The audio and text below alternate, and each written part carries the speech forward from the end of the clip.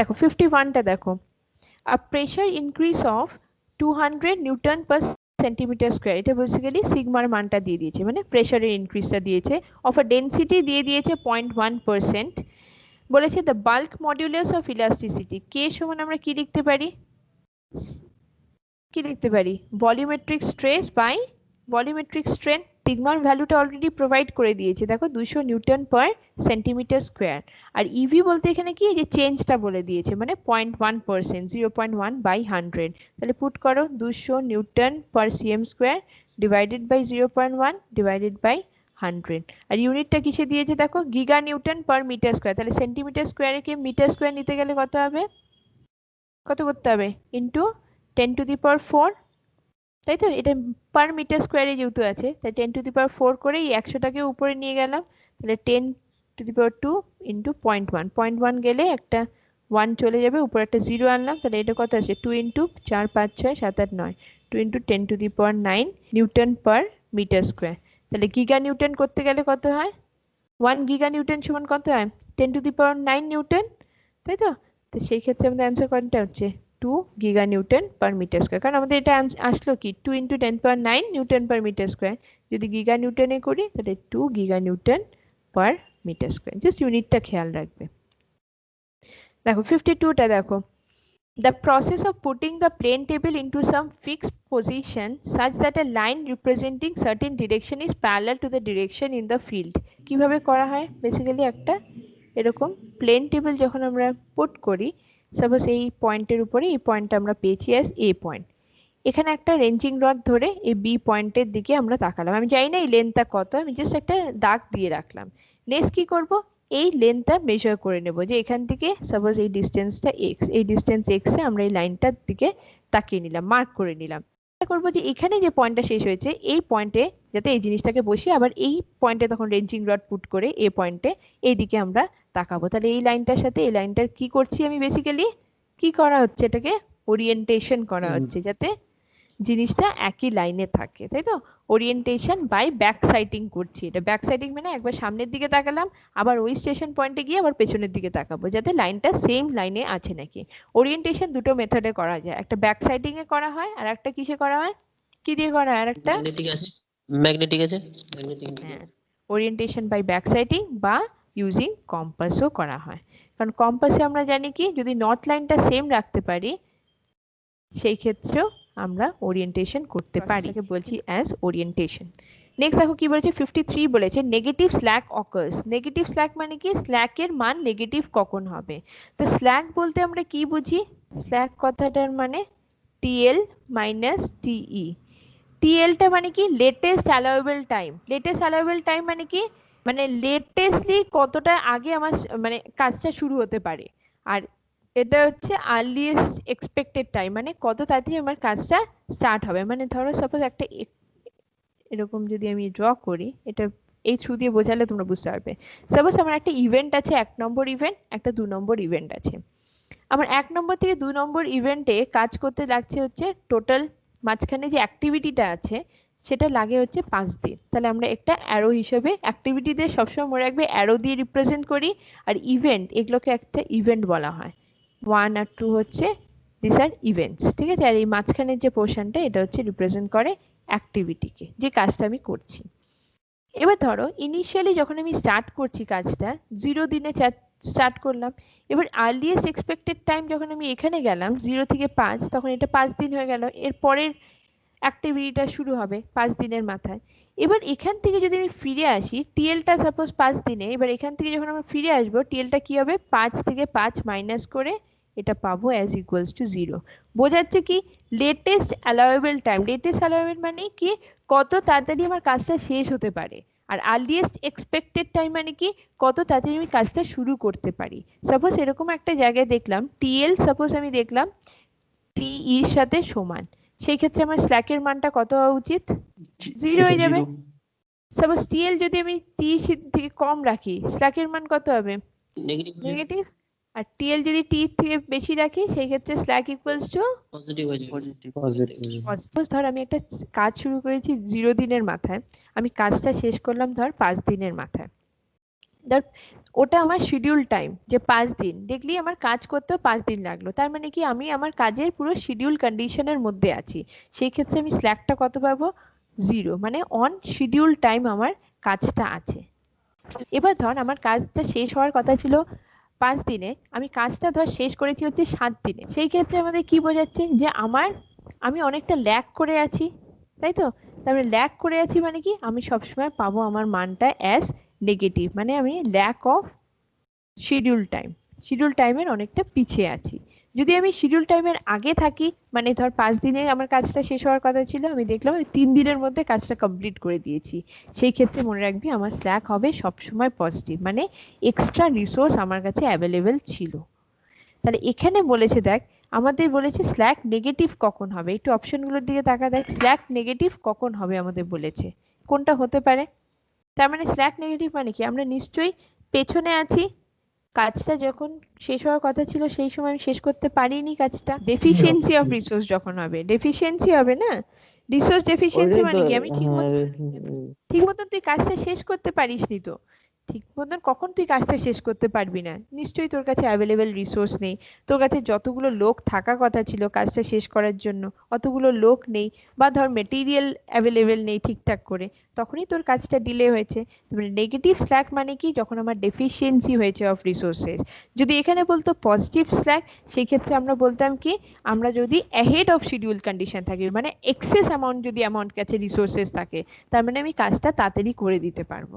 Negative মানে কি যদি আমরা পিছিয়ে থাকি কাজে, পজিটিভ মানে যদি আমরা এগিয়ে থাকি কাজের থেকে, আর হচ্ছে 0 মানে হচ্ছে যদি আমরা শিডিউল টাইমে থাকি। ব্যাস 54টা দেখো, bacteria which consumes organic matter as a source of carbon and energy, সবসময় যে ব্যাকটেরিয়াগুলো আমরা ইউজ করি সেই ব্যাকটেরিয়াগুলোকে বলা হয় অ্যাজ স্যাপ্রোট্রপস।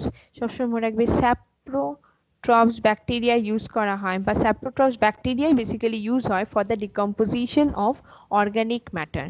আর এরা যে কনজিউম করছে অর্গানিক ম্যাটার, বেসিক্যালি কার্বন বা বেসিক্যালি এনার্জি যেটা কনজিউম করছে, সেটাকে বলা হয় as chemoheterotrophic bacteria which is a type of saprophytic bacteria।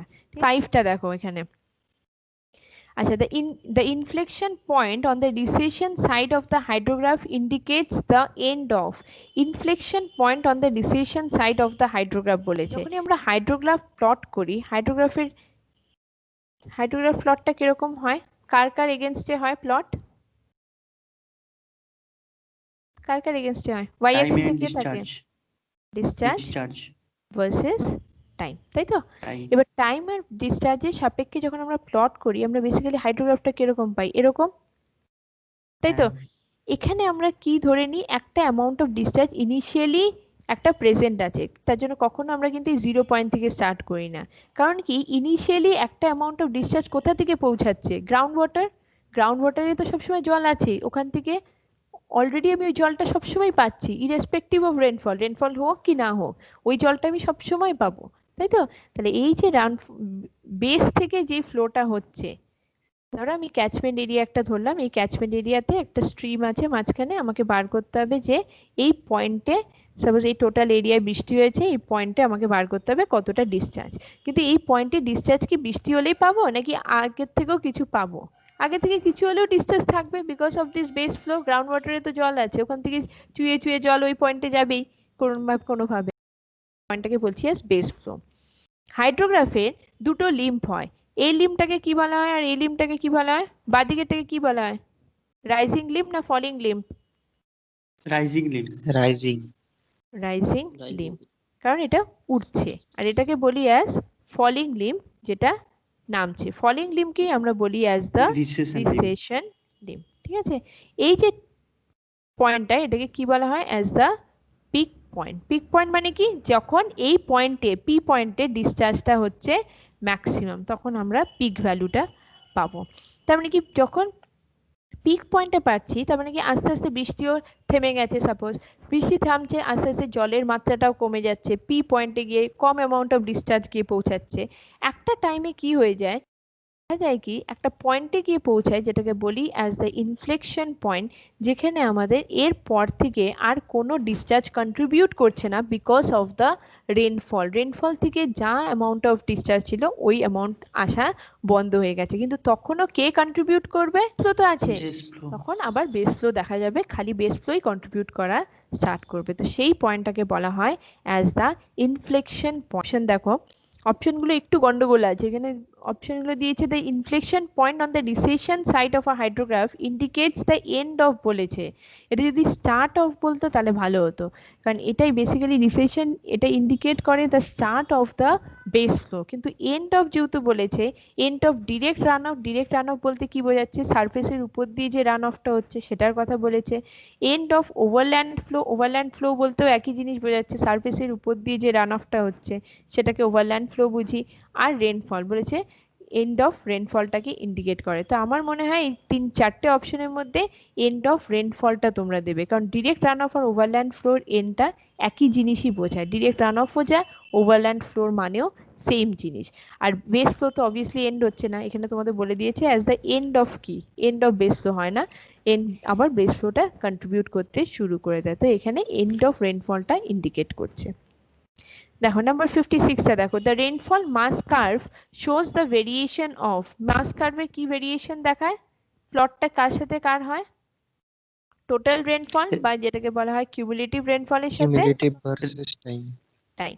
সবসময় কিউমুলেটিভ ভার্সেস টাইম যদি প্লট করি এটা ইন্ডিকেট করে দ্য মাস কার্ভ।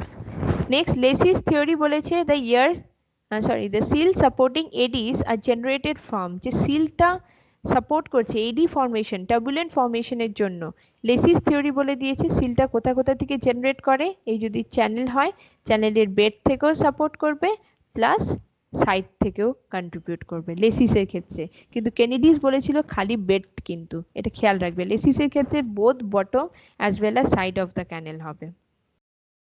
আচ্ছা, the 3 is important in the road safety, কি কি ই ধরা হয়? একটা তো ইঞ্জিনিয়ারিং যেটা সবার মধ্যে সেম দিয়েছে, নেক্সট কি হয় হতে পারে? তখন ই বলতে আমরা বুঝি অ্যাজ ইঞ্জিনিয়ারিং কাজটা, এনফোর্সমেন্ট কতটা, যে লজ অ্যান্ড অল দ্যাট, আর এডুকেশন যে কতটা তোমার কি বলবো যে তোমার নিজস্ব কতটা এডুকেশন লাগা, যে আমি অ্যাজ আ ড্রাইভার যখন আমি রোডে চালাচ্ছি আমার তো একটা জিনিস লাগবে যে এত স্পিডে চালাতে হবে, এটা হচ্ছে টার্মস অফ এডুকেশন আছে। এনফোর্সমেন্ট আসে মানে কি লস বা রেগুলেশনস আমাকে অ্যাভয়েড করে চলতে হবে, এটা আসে আন্ডার দ্য এনফোর্সমেন্ট। আর ইঞ্জিনিয়ারিং মানে যে পেভমেন্ট কনস্ট্রাকশন এগুলো সব আসে আন্ডার ইঞ্জিনিয়ারিং। সো সবসময় মনে রাখবি ইঞ্জিনিয়ারিং, এনফোর্সমেন্ট আর এডুকেশন। অপশন সি হয় হচ্ছে the 3 is in road safety. আচ্ছা নাম্বার 59 বলো, to transfer the load from one slab to another slab কি ইউজ করি বলো? এটা তো জানো, একটা স্ল্যাব আছে, হ্যাঁ, আটটা স্ল্যাবে এই ক্ষেত্রে আমরা ডাবল বার বেসিক্যালি ইউজ করে থাকি। which of the following bend will cause maximum head loss? যত বেন্ডিং বেশি তত হেড লস বেশি, এই হিসেবে মনে রাখবে। U. তাহলে ইউ, প্রথমে ইউ হবে, তারপরে 90 ডিগ্রি, তারপরে 60 ডিগ্রি, তারপরে 30 ডিগ্রি, তাহলে বেন্ডিং যত বেশি তত বেশি হেড লস হবে। Angle between true meridian and magnetic meridian কি হবে? Magnetic declination, Declination. ডিক্লিনেশন। আচ্ছা এটা দেখতে পাচ্ছ the specific energy in a channel বলেছে কি কি সামেশন হয়। স্পেসিফিক এনার্জি বেসিক্যালি আমরা কি করি, ই ইকুয়ালস টু, ই সমান কি করি আমরা, E equals to Y plus V square by 2G. V square by 2g। ওয়াইটা বলতে কি বুঝি? প্রেসার হেড বা ডেপথ অফ ফ্লো, আর ভি স্কয়ার বাই 2g টাকে কি বুঝি? Velocity head. Velocity head. তাহলে কোনটা সাম হবে বল? The sum of velocity head and datum head. Datum না, ডেপথ অফ ফ্লো। ওয়াই মানে কি? ডেপথ, কিন্তু এখানে ডেপথ তো নেই ম্যাম মনে হচ্ছে। ডেপথ দিয়েছে তো, এই দেখো অপশন বি টা দিয়েছে না, এই যে the sum of depth of flow and velocity head. দিয়েছে? ঠিক আছে, ডেটাম কিন্তু কখনো স্পেসিফিক এনার্জিতে আসবে না, এটা কিন্তু আমার মাথায় থাকে, কারণ স্পেসিফিক এনার্জিতে ডেটাম আসে না কেন? কারণ পাইপের সেন্টার লাইনকেই আমরা ডেটাম হিসেবে ধরে নিই, ঠিক আছে, তার জন্য ডেটামটা এখানে আসে না, এটা যেন মাথায় থাকে একেবারে। দেখো if the whole circle bearing যদি 160 ডিগ্রি 12 মিনিট হয় তাহলে বলেছে কোয়াড্রেন্টাল বিয়ারিং কত হবে? দেখো এটা আছে কি দিয়েছে, নর্থ, এটা হচ্ছে ইস্ট, এটা হচ্ছে ওয়েস্ট, আর এটা হচ্ছে সাউথ। তাহলে আমাদের দিয়েছে কি, এই টোটালটা বলে দিয়েছে 160 ডিগ্রি 12 মিনিট, তাহলে এই পার্টটা কত আসবে? 180 degree minus of 160 degree 12 minutes, এটা করলে 19 ডিগ্রি 48 মিনিটস। কিন্তু এটার কোঅর্ডিনেটটা কি হবে? South east, south east. তাহলে 63 অ্যান্সার কত হচ্ছে দেখো, অপশন এ, অপশন এটা হবে। দেখো 64টা দেখো, the development of one or more local swelling on the plastered finish surface কি হয়? ওই যে ফুলে ওঠে যে ওই জিনিসটাকে কি বলা হয়? ব্লিস্টারিং। ব্লিস্টারিং ব্লিস্টারিং, তাই তো? ব্লিস্টারিং, ব্লিস্টারিং মানে হচ্ছে জিনিসটা ফুলে ওঠে না, প্লাস্টার বা অনেক সময় দেখবে পেন্টসেও ফুলে ওঠে, সেটা প্লাস্টারের ক্ষেত্রেও ইউজ করি কথাটা ব্লিস্টারিং, বা পেন্টের ক্ষেত্রেও দেখবে ব্লিস্টারিং কথাটা আমরা ইউজ করে থাকি। 65টা দেখো, the hydraulic loading in metre cube per metre square per day বলেছে, উইথ রিসার্কুলেশন রেশিও বলে দিয়েছে 0.5 in a trickling filter 30 metre dia and 2 metre depth to treat a flow rate of 6000 metre cube per day. বলেছে recirculation ratio বলে দিয়েছে as 0.5, আর দিয়েছে কি ডায়ামিটারটা দিয়েছে 30 metre, ডেপথটা বলে দিয়েছে সাপোজ এইচ অ্যাজ 2 মিটার, আর দিয়ে দিয়েছে ফ্লো রেট মানে কিউ বলে দিয়েছে 6000 মিটার কিউব পার ডে। এটা আমাদের কোয়েশ্চেনে দিয়েছে, আমাদের ক্যালকুলেট করতে দিয়েছে hydraulic loading metre cube per metre square per day. তাহলে হাইড্রোলিক লোডিং বলেছে metre cube per metre square per day, এটা আমাকে ক্যালকুলেট করতে। এটা রিসার্কুলেশন ফ্যাক্টর বলতে আমরা কি বুঝি, কার কার রেশিও হয়, কি কি বোঝানো হয়? র সিউয়েজ কতটা আর কতটা সিউয়েজ আবার ফেরত ঢোকানো হচ্ছে, তাই তো? তার মানে রিসার্কুলেশন ফ্যাক্টর মানে কি, ডিসচার্জ যদি 6000 ছিল প্রথমে, রিসার্কুলেশন ফ্যাক্টর 0.5 মানে 0.5 অফ 6000 আবার ঢোকানো হয়েছে, তাই তো? তার টোটাল যে ডিসচার্জটা এন্ট্রি করানো হয়েছে তার মানে কত, 6000 প্লাস 0.5 অফ 6000 মানে কি 3000, তাহলে 9000 অ্যামাউন্ট হচ্ছে আবার উল্টো ঢোকানো হয়েছে। রিসার্কুলেশনটা আমরা করি না ট্রিকলিং ফিল্টারে ক্ষেত্রে, যে রিসার্কুলেশন এত করানো হলো, র সিউয়েজ পাস করানো হলো, তার মধ্যে থেকে এতটা আবার রিসার্কুলেট করানো হলো, আবার ফেরত এগেন ঢোকানো হলো, সেটাকে বলি অ্যাজ দ্য রিসার্কুলেশন। তো রিসার্কুলেশন বলেছে 6000 ঢোকানো হচ্ছিল, রিসার্কুলেশন ফ্যাক্টরটা 0.5 দিয়েছে, তার মানে 0.5 অফ 6000 আবার ইনসার্ট করা হয়েছে, সেই ক্ষেত্রে আমার টোটাল ডিসচার্জটা চলে আসলো কি 6000 প্লাস 0.5 অফ 6000 যদি করি আসলো কত, 9000। তাহলে 9000টা এটা কিসে আছে, মিটার কিউব পার ডেতে আছে। তাহলে দেখো আমাকে যদি metre cube per metre square per day আনতে হয়, তাহলে নিশ্চয়ই আমাকে একটা মিটার স্কোয়ার দিয়ে ডিভাইড করতে হবে। মিটার স্কোয়ার দিয়ে ডিভাইড করা মানে কি, কি দিয়ে ডিভাইড করতে হবে, ডিসচার্জকে এরিয়া দিয়ে ডিভাইড করব। সবসময় এনভায়রনমেন্টের কোয়েশ্চেন গুলো ইউনিট ওয়াইজ করার চেষ্টা করবে, তাহলে কিন্তু অ্যান্সার মিলাতে পারবে। ইউনিট ওয়াইজ অনেক সময় কোয়েশ্চেন বোঝা যায় না, সেই ক্ষেত্রে যদি ইউনিটটা দেখো যে কি চাইছে বার করার জন্য, সেটা অনেকটা হেল্পফুল। তো এখানে দেখো 9000 অলরেডি বলে দিয়েছে, এরিয়াটা কত দিয়েছে দেখ, ডি বলে দিয়েছে 30 মিটার, তাহলে এখানে যদি বসাই পাই বাই 4 ইন্টু 30 স্কোয়ার, এটা ক্যালকুলেট করে দেখো তো কত আসছে, 12.73। 12.73, ঠিক আছে? তো এইভাবে অঙ্কগুলো করবে, যখন দেখবে যে কোয়েশ্চেন বুঝতে পারছো না বা ইউনিটের রেসপেক্টে যাওয়ার চেষ্টা করবে, সেটা এনভায়রনমেন্টের কোয়েশ্চেন বলো কি ইরিগেশনের কোয়েশ্চেন বলো, এগুলো কিন্তু খুব হেল্পফুল। ইউনিট যদি খেয়াল রাখো তাহলে বুঝতে পারবে যে কার দিয়ে মানে আমাকে এটাকে ডিভাইড করতে হবে বা ইনটু করতে হবে বা প্লাস করতে হবে, এমনি কোয়েশ্চেন দেয় বেসিক্যালি। কিন্তু এখানে এই জিনিসটা একটু খেয়াল রেখো যে রিসার্কুলেশন ফ্যাক্টর দিয়ে দেওয়া মানে কি, কতটা আবার আমি রিসার্কুলেট করছি সেটাকে অ্যাড করে টোটাল ডিসচার্জটাকে আমাকে ধরে অঙ্কটা করতে হবে। তাহলে এখানে আসলো 12.7, দেখো অপশন নিশ্চয়ই আছে 12.75, তাহলে অপশন বিটা হবে। দেখো 66টা দেখো, if X is the component of velocity U is এত, তার মানে ইউ এর মানটা দিয়ে দিয়েছে কি 6xy মাইনাস 2x স্কোয়ার, তাহলে ইউ সমান দিয়েছে কত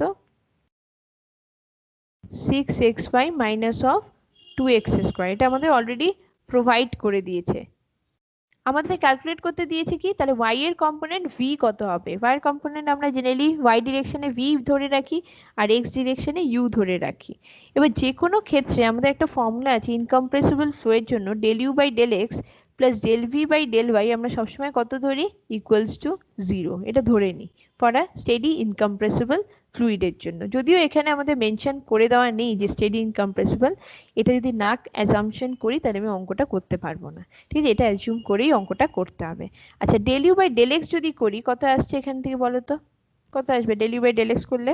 6y 6y minus minus 4x minus 4x, তাই তো? তাহলে বসা 6y minus 4x plus del V by del Y is equals to 0, ঠিক আছে? তাহলে del V by del Y সমান কত হবে? 4x minus 6y, right? তাহলে ডেল ভি সমান Yes, লিখতে পারি 4x minus 6y into del Y.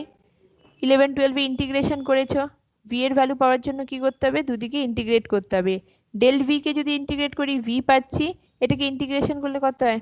4x 4xy 4xy তারপর minus 6 মাইনাস 6 ইন্টু হ্যাঁ y square ax স্কয়ার হয়ে যাবে 6y স্কয়ার বাই 2, ঠিক আছে? তাহলে 4xy minus of 3y square.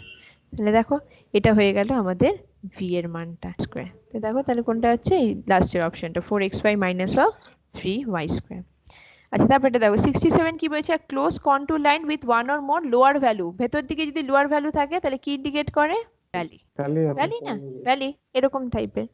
যদি ক্লিফ হ্যাঁ, হতো রিচ হিল রক এগুলো তো সেম জিনিস বোঝায়, হায়ার ভ্যালুস ভেতরে থাকলে ওগুলো ইন্ডিকেট করতো।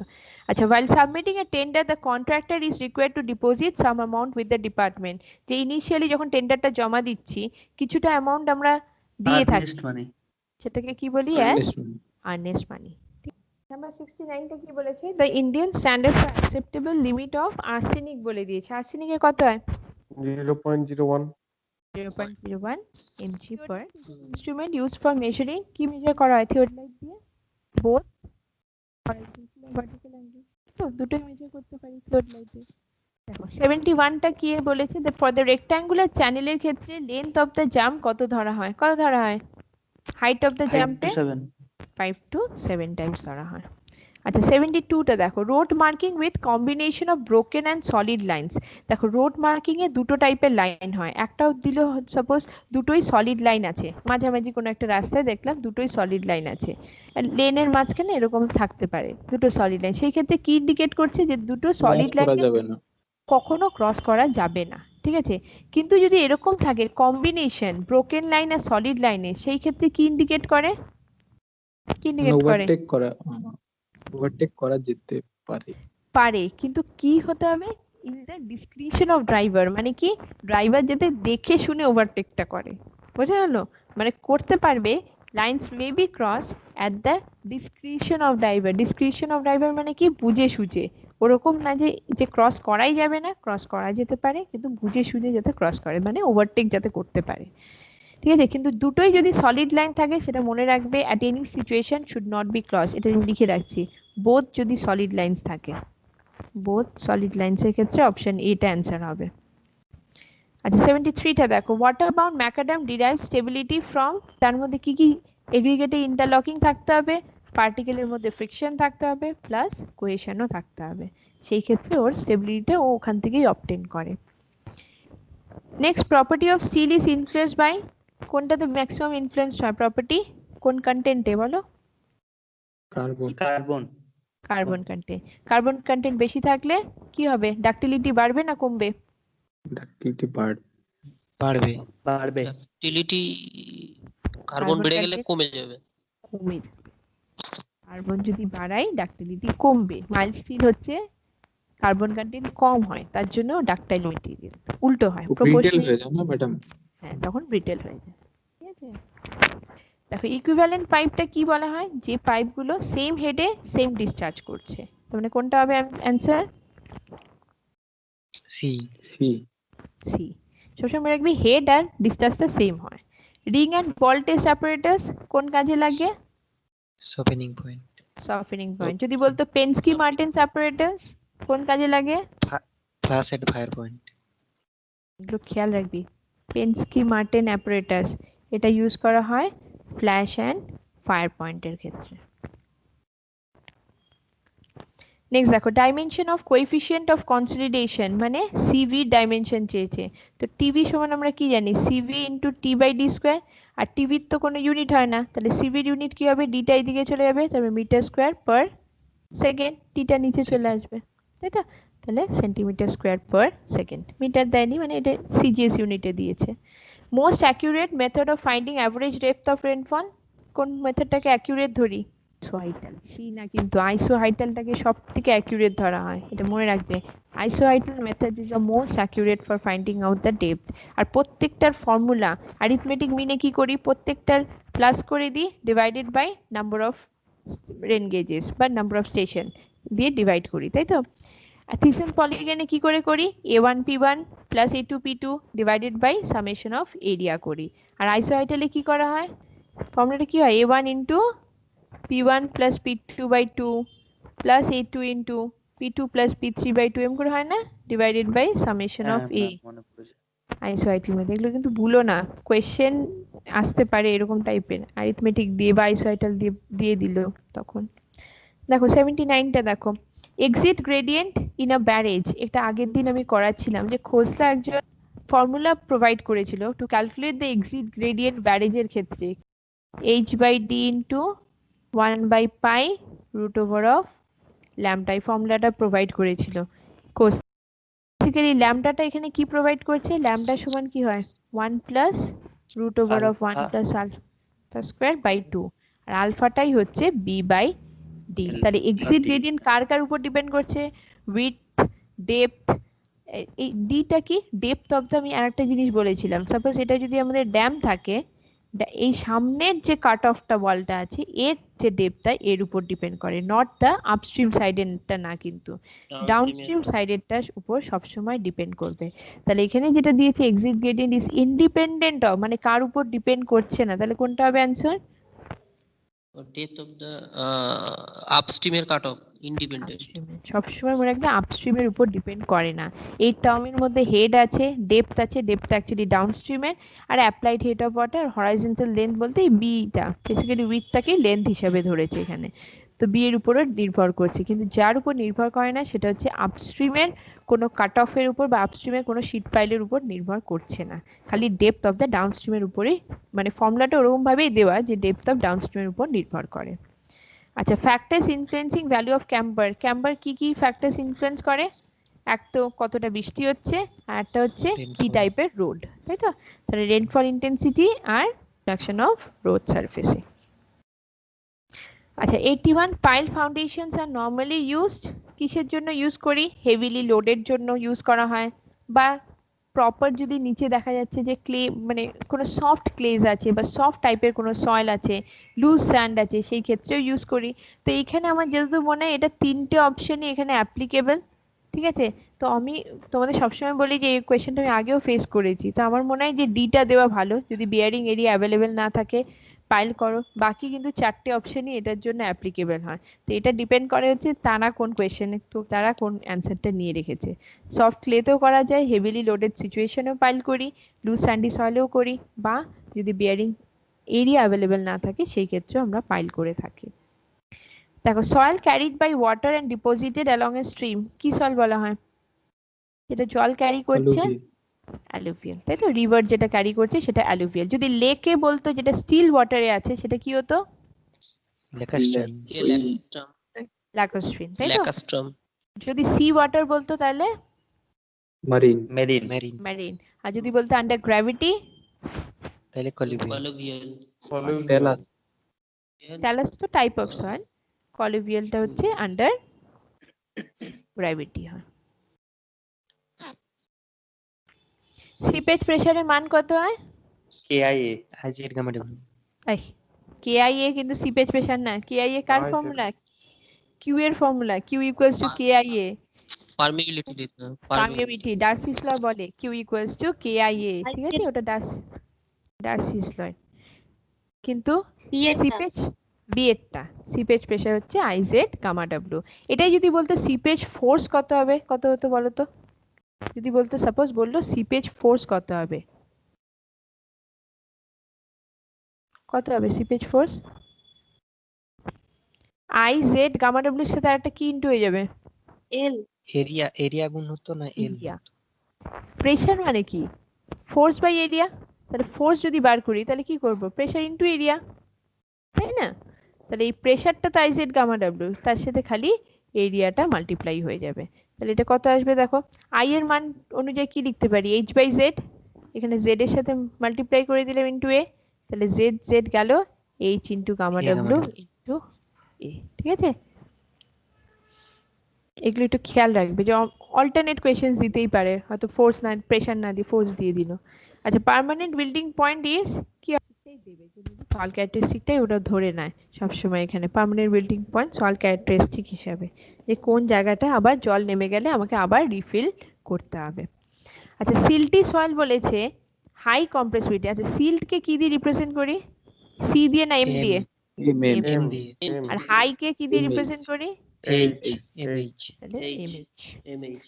আচ্ছা, if CBR corresponding to 2.5 is lower, বলেছে সবসময় আমরা কি চাই? 2.5 এর পেনিট্রেশনটা যাতে হাই থাকে।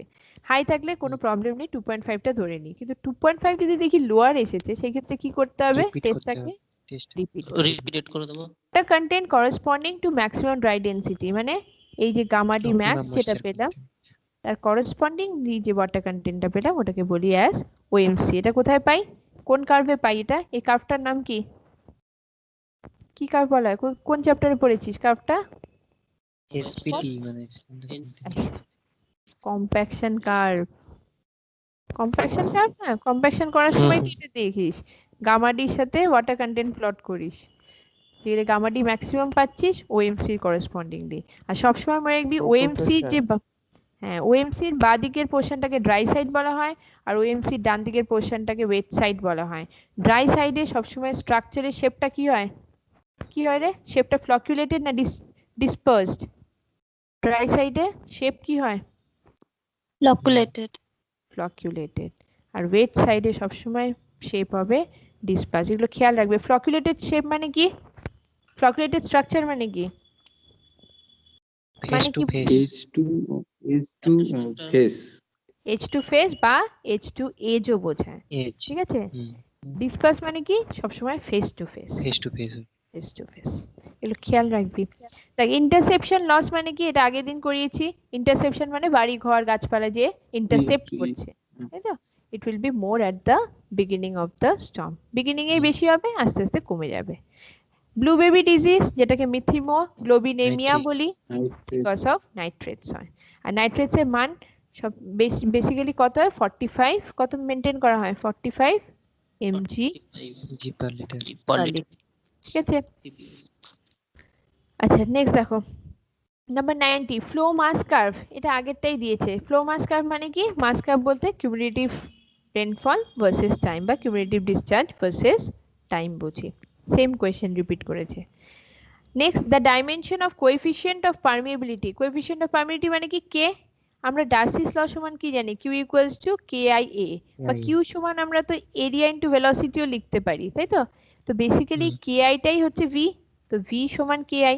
আই এর তো কোনো ইউনিট নেই, তাহলে কে এর ইউনিট কি হবে? ভেলোসিটির যা ইউনিট। ভেলোসিটি ইউনিট কি হয়? পার সেকেন্ড হবে। মিটার পার সেকেন্ড বা সেন্টিমিটার পার। এখানে যেহেতু নেই, এখানে মিটার পার ডে এটা ইউজ করব, তাই তো? আচ্ছা, ওয়ান ডাইমেনশনাল কনসলিডেশনের ডিফারেনশিয়াল ইকুয়েশন কি হয়? Del U by del T equals to CV del square U by del Z square. সবসময় বলে পোর ওয়াটার প্রেশার যদি টাইমের সাপেক্ষে will be equals to CV times the pore water pressure with respect to ডেপথের square. এটা মনে রেখো, এই কোয়েশ্চেনটা কমন কোয়েশ্চেন। দেখো, for a distribution which is symmetrical about the mean the skewness coefficient আছে। এখানে স্কিউনেস কোএফিসিয়েন্ট বলতে কি হয়? অনেক সময় দেখা যায় যে মিন মিডিয়ান মোড, যে স্কিউ কথাটা কখন ইউজ করি? একটা কার্ভ যখন দেখছি একটা পার্টিকুলার মিডল পোর্শনে যদি সিমেট্রিক্যাল হয়, মানে দুদিকে যদি একই দেখতে হয়, সেই ক্ষেত্রে আমরা বলে দিই যে এর কোনো স্কিউ নেই। স্কিউ নেই মানে কোনো ডেভিয়েশন নেই, ঠিক আছে? তার মানে এটা হচ্ছে নন স্কিউড কার্ভ, যেটা মাঝখানেরটা দেখাচ্ছে। দেখো, নর্মাল, নো স্কিউ, মানে মিন মিডিয়ান মোড টোটালটাই মাঝখানে। যখন আমরা স্কিউড বলবো, দুটো কথা ইউজ করি, নয় পজিটিভলি স্কিউড হয়, নয় নেগেটিভলি। যখন মনে রাখবি পিকটা লেফট সাইডে, মানে এর যে চূড়াটা যদি বাঁ দিকের দিকে হয়, সেই ক্ষেত্রে আমরা এটাকে বলি অ্যাজ পজিটিভলি স্কিউড। যদি এই পিকটা ডান দিকে হয় সেই ক্ষেত্রে আমরা বলি অ্যাজ দ্য নেগেটিভলি স্কিউড। ঠিক আছে, স্কিউ কথাটা ইউজ করি বেসড অপন দিস গ্রাফের ওরিয়েন্টেশনের উপর, কোন কিরকম ভাবে ওরিয়েন্টেশনটা, মাঝের এগেনস্টে নাকি দুদিকে সেম ভাবে ওরিয়েন্টেড, নাকি একদিকে টিল্টেড নাকি বাঁ দিকে টিল্টেড, এই হিসাবে আমরা এই কথাটা ইউজ করে থাকি। দেখ তো এখানে যে কোয়েশ্চেনটা তোমাদের দিয়েছে বলেছে for a distribution which is symmetrical about the mean skewness coefficient, তাহলে কত হবে? 0, তাই তো, একটা মাঝামাঝি আছে সেই ক্ষেত্রে 0। ভলিউম অফ ওয়াটার রিটেনড কতটা হচ্ছে to the total volume, written মানে কি specific retention. 1 cubic meter of cement concrete ratio বলে দিয়েছে 1:2:4 মিক্স বাই ভলিউম, কতগুলো সিমেন্ট ব্যাগ লাগবে, তাহলে এটা কি করে ক্যালকুলেট করব? ড্রাই ওয়াটারের ভলিউম কত হয়? 1.54 মিটার কিউব, তাই তো। 1:2:4 মানে সিমেন্টের কন্টেন্ট কত আছে এখানে? 1 বাই কত হবে টোটালটা? 4 5 6 7 বাই সিমেন্ট অফ 1.54 এ, তাই তো। তাহলে এটা কত আসছে? 0.22 মনে হয় না?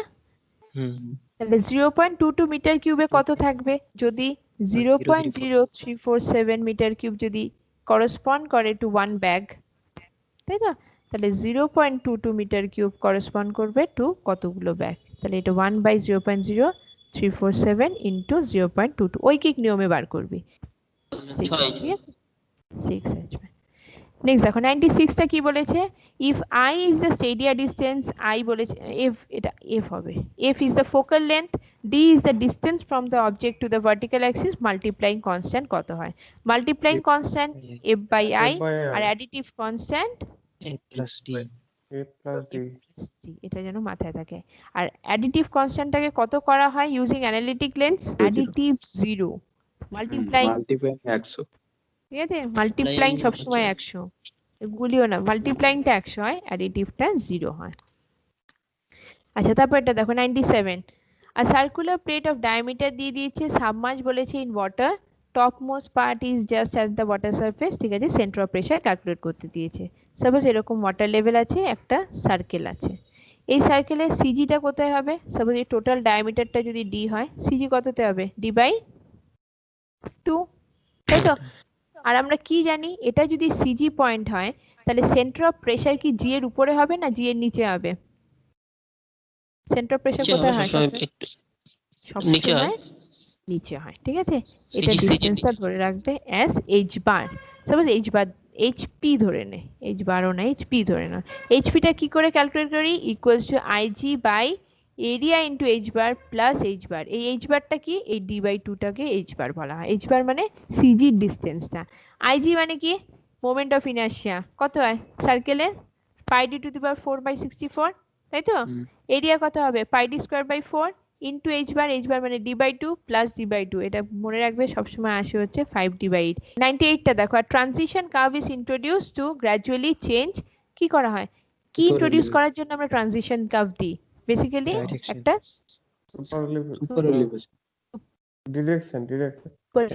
সুপার এলিভেশন ইন্ট্রোডিউস করার জন্য, যখন সুপার এলিভেশন ইন্ট্রোডিউস করছি তার জন্য আমরা ট্রানজিশন কার্ভ কিন্তু দিয়ে থাকি।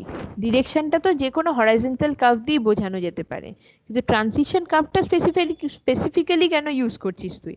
বেসিক্যালি যে ইন্ট্রোডাকশন যে করছিস সুপার এলিভেশনটা, তার যে ট্রানজিশনটা যাতে স্মুথ হয়। বলি না যে ইনফিনিটি থেকে 0 রেডিয়াসে আসছে, তার মানে স্মুথলি ভাবে জিনিসটা ঢুকতে পারে, একটা মাঝখানে আমরা একটা সুপার এলিভেশন ইন্ট্রোডিউস করছি, তাহলে চেঞ্জ ইন সুপার এলিভেশনের জন্য ট্রানজিশন কার্ভটা ইন্ট্রোডিউস করা হয়, এটা সবসময় মনে রাখবি। আর ডিরেকশনের আন্ডারে হরাইজন্টাল কার্ভে যে কোনো কার্ভই হতে পারে। দেখো the part technique, the critical path has slack equals to কত হবে? ক্রিটিক্যাল পাথে স্ল্যাকের ভ্যালু কত হয়? 0, তাই তো, সবসময় 0 হবে। It is seen from laboratory that 10 mg per liter of chlorine is needed for breakpoint chlorination, মানে কি 10 mg per liter ক্লোরিন লাগছে টোটাল অর্গানিক ম্যাটারকে কিল করার জন্য, এটা বলে দিয়েছে। বলেছে to maintain 0.4 mg per liter of free chlorine, মানে 10 mg per liter যেটা তুই জলে অ্যাড করছিস সেটা টোটালটাই কনজিউম হয়ে যাচ্ছে to kill the organic matter, তো ওটা টোটালটাই কনজাম্পশনে চলে যাচ্ছে। তার উপরেও বলেছে 0.4 mg per liter এক্সট্রা করে আমাকে ক্লোরিন রাখতে হবে অ্যাজ ফ্রি ক্লোরিন হিসাবে। তাহলে টোটাল ক্লোরিন কত দাঁড়াচ্ছে? তাহলে 10 অ্যাপ্লাই করেছিস, আবার কত অ্যাপ্লাই করতে হচ্ছে? 0.4, তাই তো, 10.4 mg পার লিটার। তাই টোটাল ক্লোরিন হচ্ছে, কারণ 10 তুই অ্যাপ্লাই করেছিস ফর অর্গানিক ম্যাটার কিলিং এর জন্য, আর 0.4 এক্সট্রা অ্যাজ ফ্রি ক্লোরিন মানে সুপার ক্লোরিনেশনের জন্য। তাহলে এটা দাঁড়ানো। বলেছে requirement of chlorine KG per day তে ফর 2 mld। mld এর মানে কি রে? 2 mld বলতে কি বোঝায়? mld million litre per day, ঠিক আছে? 2 মিলিয়ন লিটার পার ডে। তাহলে Million টোটাল ক্লোরিন আমাকে যখন বলেছে ক্যালকুলেট করতে, বেসিক্যালি টোটাল ক্লোরিনটা আমার আসলো কত? 10.4 mg পার লিটার, তাই তো? কিউ বলেছে কি 2 মিলিয়ন লিটার্স পার ডে, তাই তো? এবার এটাকে যদি দেখ 2 মিলিয়ন লিটার্স পার ডে থেকে আমাদের অ্যান্সারটা কিসে আনতে হবে? KG per day. কেজি পার ডে। তাহলে এই দুটোকে কি করলে কেজি পার ডে তে আসবে বলতো? তাই তো? দুটোকে মাল্টিপ্লাই করলে পারবো। হ্যাঁ হ্যাঁ হ্যাঁ হ্যাঁ। 10.4 mg, এটা mg তে আছে, mg কে যদি কেজি তে আনতে হয় কি করব? ডিভাইডেড বাই 10⁶ করে দিলাম। তাহলে এটা কি হয়ে গেল? কেজি পার লিটারে চলে আসলো। এটা এত অবধি থাকলো। এবার 2 mld, 2 মিলিয়ন লিটার, মিলিয়ন কে লিটারে করতে গেলে 10⁶, আর দিনকে লিটার পার ডে। দিনটা, ঠিক আছে? এই লিটার লিটার কেটে গেল, এটা করলে কত আসছে দেখো? 10⁶ আর 10⁶ ও কেটে যাচ্ছে, তাহলে 20.8 কেজি পার ডে। এটা অ্যান্সার কত হচ্ছে দেখো, কত হচ্ছে? 20.8 কেজি পার ডে।